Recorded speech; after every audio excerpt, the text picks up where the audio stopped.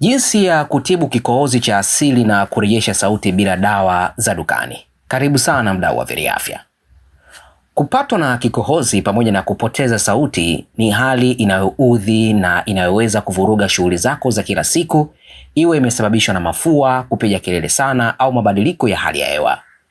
Ingawa wengi hukimbilia maduka ya dawa kununua kemikali, ukweli ni kwamba jikoni kwako kuna tiba asili zenye nguvu kubwa na salama zinazoweza kutuliza kikohozi na kurejesha sauti yako haraka.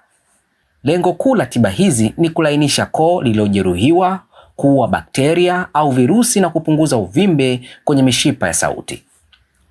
Silaha namba moja na yenye ufanisi mkubwa katika mapambano haya ni mchanganyiko wa asali mbichi na ndimu au limao.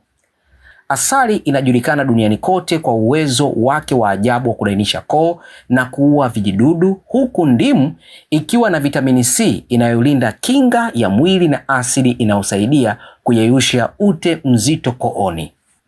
Ili kutumia tiba hii, changanya kijiko kimoja kikubwa cha asali na vijiko viwili vya juisi ya ndimu mbichi kwenye kikombe cha maji ya vuguvugu, kisha kunywa pole pole mchanganyiko huu mara tu kwa siku ili kupata nafuu ya haraka.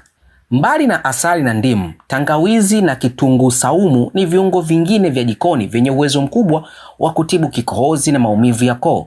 Tangawizi ina sifa ya asili ya kupunguza uvimbe na joto linaloweza kutuliza kikohozi kikavu au chenye kubana kifua, wakati kitunguu saumu kina kemikali yenye nguvu ya kuua bakteria na virusi.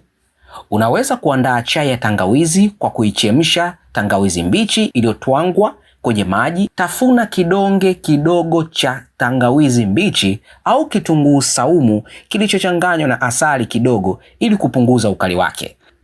Njia nyingine rahisi ya bei nafuu na yenye ufanisi wa haraka wa kusafisha koo na kurejesha sauti ni kusukutua maji ya vuguvugu yaliyochanganywa na chumvi. Chumvi husaidia kuvuta maji kutoka kwenye tishu za koo zilizovimba kutokana na maambukizi, jambo linalopunguza uvimbe na maumivu mara moja, huku kisaidia pia kuua bakteria na kulainisha ute. Ili kutumia njia hii, weka nusu kijiko cha chai na cha chumvi kwenye glasi ya maji ya uvuguvugu, koroga vizuri kabisa, kisha sukutua kooni kwa sekunde 30 kabla kuyatema.